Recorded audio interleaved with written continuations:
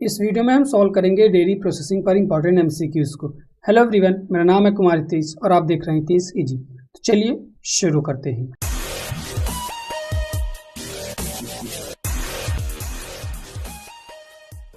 What is the purpose of adding starter culture to a milk during the cheese making process. जब cheese बनती है तो उसमें हम लोग स्टार्टर कल्चर उसमें मिलाते हैं मिल्क में, तो उसका मेन जो पर्पस क्या होता है, to enhance the milk sweetness, milk जो स्वीटनेस है मीठापन उसको बढ़ाना, to increase the fat content, ठीक है, मिल्क का जो फैट कंटेंट उसको इंक्रीज करना, to add colour to the cheese, cheese में क्या कलर को ऐड करना, या to promote fermentation and acidification, acidification और फर्मेंटेशन को प्रमोट देना, बढ़ावा देना। ठीक है, तो ऑप्शन नंबर यहाँ पर डी क्या हो जाएगा, to promote fermentation and acidification.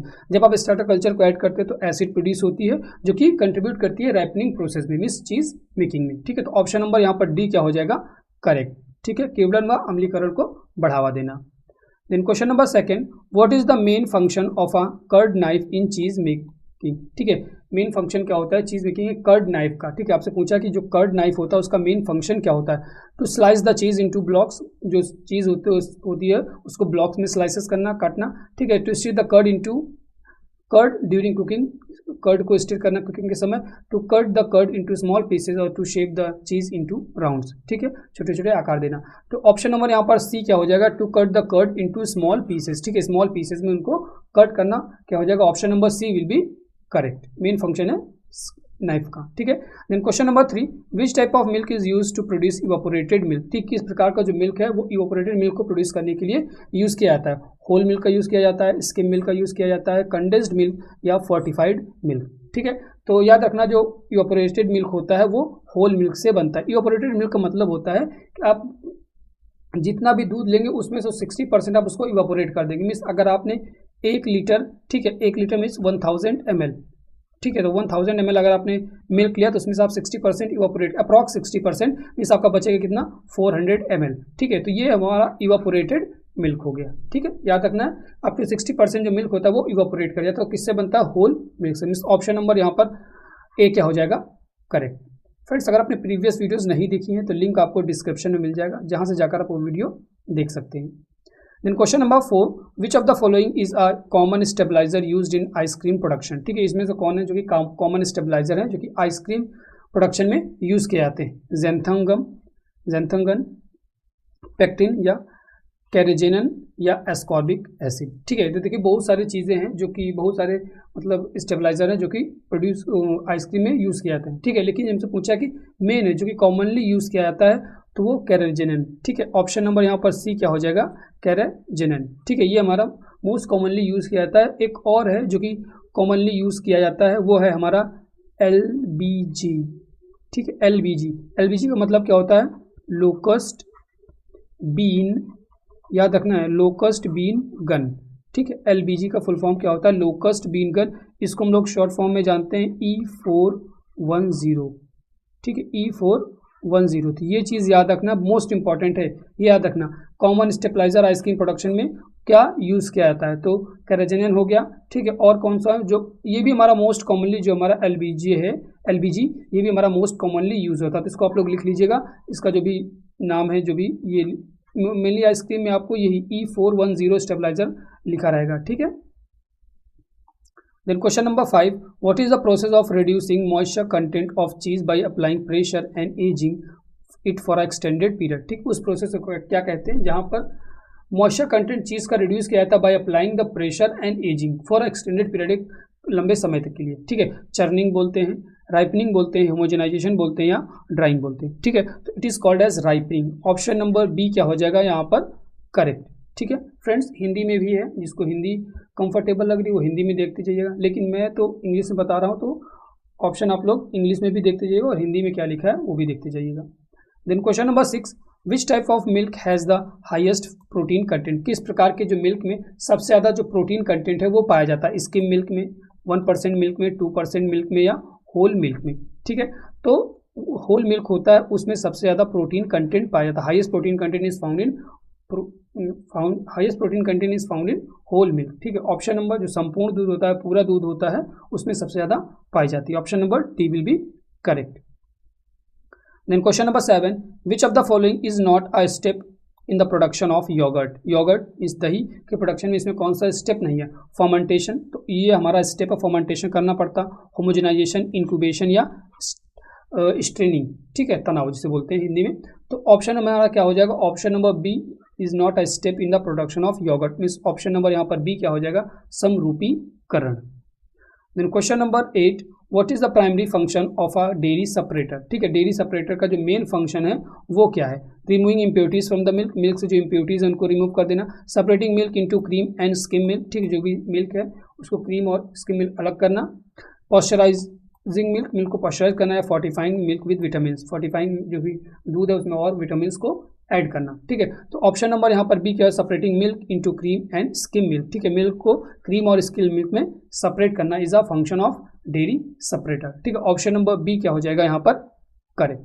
Friends, अगर आपको डेयरी टेक्नोलॉजी पर और वीडियोस देखनी है तो डेयरी टेक्नोलॉजी की पीडीएफ बनी है animal husbandry and dairy technology करके, उसको आप लोग ओपन कीजिएगा। उसमें जितनी भी वीडियोस हैं वो सभी डेयरी टेक्नोलॉजी एनिमल हस्बेंड्री इससे रिलेटेड हैं, तो आप लोग वहाँ से देख लीजिएगा।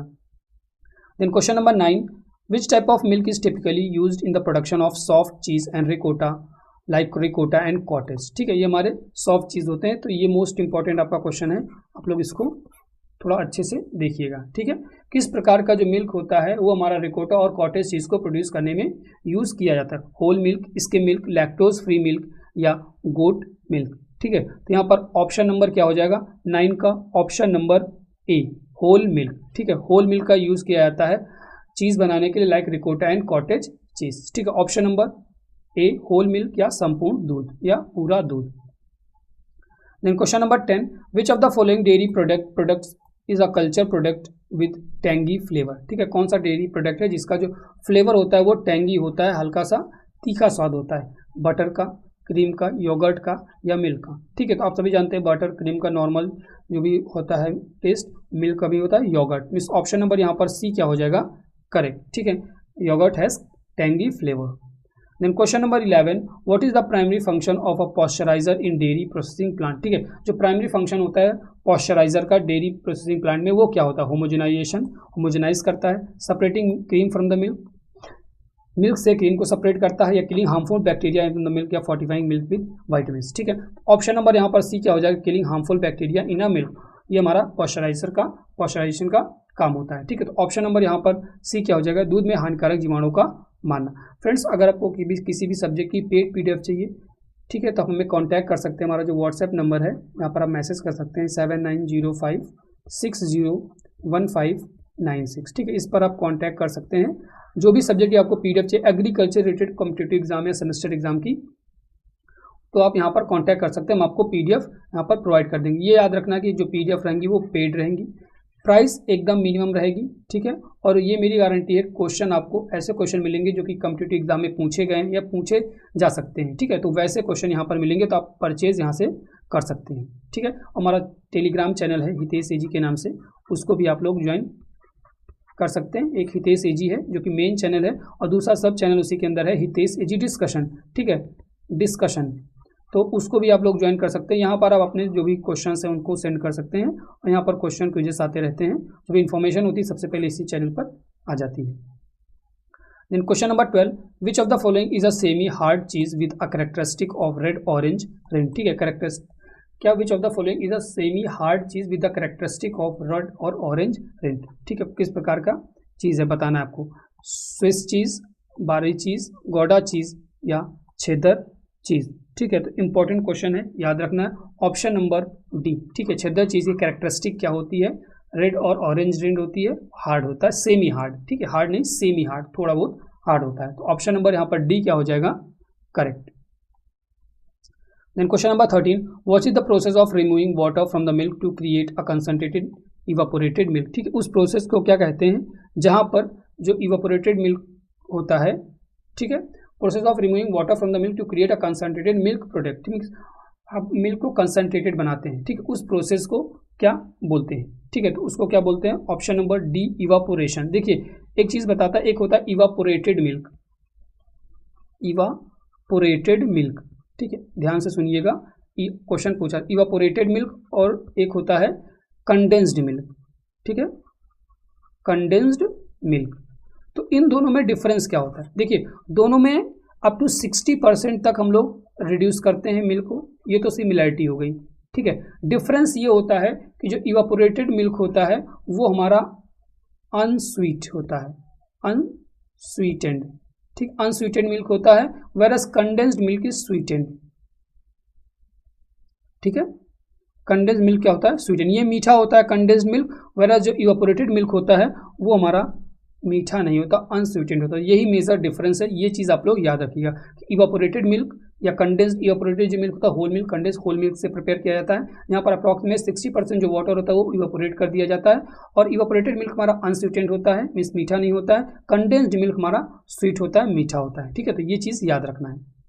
Then question number 14, what is the primary fat content of heavy cream, ठीक है। हैवी क्रीम का जो प्राइमरी फैट कंटेंट होता है वो कितना होता है? 5%, 10%, 18% या 36%। मोस्ट इंपॉर्टेंट क्वेश्चन है, ठीक है। जो इंपॉर्टेंट क्वेश्चन रहते हैं उनको मैं आप लोग को टिक बता देता हूँ, याद रखिएगा। 36%, ठीक है। 36% जो फैट कंटेंट होता है वो हैवी क्रीम में होता है। ऑप्शन नंबर यहाँ पर डी क्या हो जाएगा? Correct. Then question number 15, which type of milk is produced by removing most of the water content from the whole milk? किस प्रकार का जो मिल्क है वो प्रोड्यूस किया जाता है by removing most of the water content from the whole milk, ठीक, होल मिल्क से जो most of the water content है वो रिमूव करके उस प्रकार का मिल्क प्रोड्यूस किया जाता है, ठीक है। तो इवापोरेटेड वाटर अप्रॉक्स कितना 60% हम लोग जो वाटर है वो इसमें से इवापोरेट कर देते हैं, तो वो इवापोरेटेड मिल्क होता है। कंडेंस मिल्क में भी यही करते हैं, जो इवापोरेटेड मिल्क होता है वो हमारा अनस्वीटेंड मिल्क होता है, versus condensed milk is sweetened milk. तो ये चीज़ें याद रखनी है, ठीक है। तो फ्रेंड्स इस वीडियो में इतना ही, अगले वीडियो में फिर मिलेंगे एक नए टॉपिक के साथ।